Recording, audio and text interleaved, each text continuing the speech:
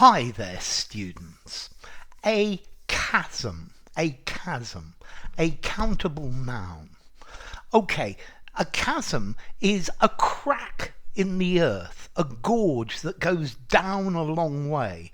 So you've got one cliff on one side and another cliff on the other, and you can look down between, and there's this huge chasm going down. It's like a gorge. A gorge is another good word for it. So it's a very deep, narrow opening in the ground, yeah, between the rocks. It could as well be on ice. If you're walking across a glacier, you might find chasms where the ice has cracked, or even a crevasse where you've got a chasm underneath and thin snow over the top. So that could be very dangerous. Okay, so I looked over the end of the chasm and I looked down from the edge of the chasm and it seemed to go down forever. Yeah, it made me feel dizzy looking down. Okay, an abyss. Yeah, it goes. Okay, so a chasm. Then we also very often use this metaphorically to say there is a chasm between two people, two groups, two different things.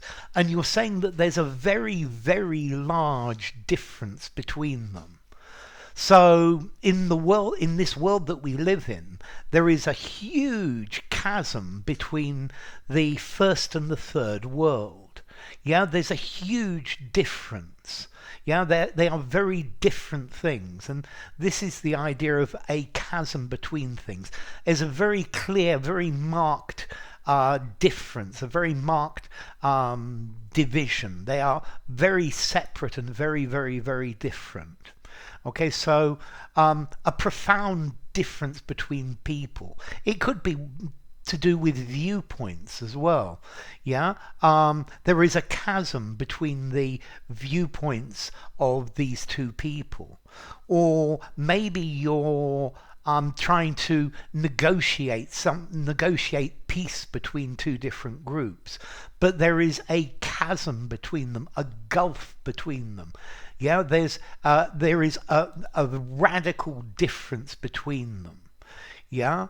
So yeah, there's a chasm between the developed countries and the developing countries. Yeah, it's saying that there is a very, very pronounced difference in interests, or in feelings, or in loyalty. Yeah. And effectively it's just a figurative use. It's like there's this crack in the ground, this fissure, yeah, that it's just impossible to cross unless you find another way. So I always have this idea of a tree falling across a chasm. Yeah, Indiana Jones having to walk across this log and the chasm below him. Okay, so it's an abyss. Yeah, a huge, great big hole that is below you.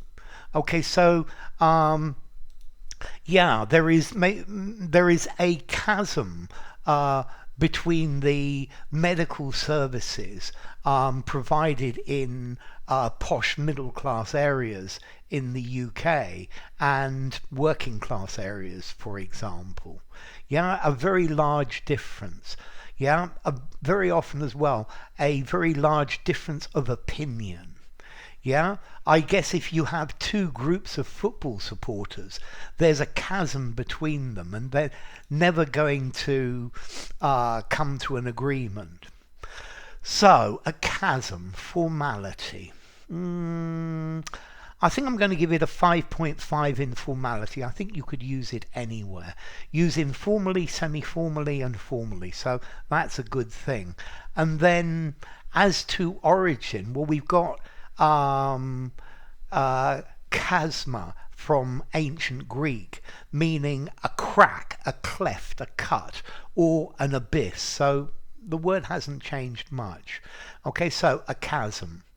Yeah, there's a chasm of difference between the elementary classes and the advanced classes when it comes to English. So enough. If you enjoyed the video, give it a rating, subscribe to my channel, and I will see you soon. Bye for now. Chasm.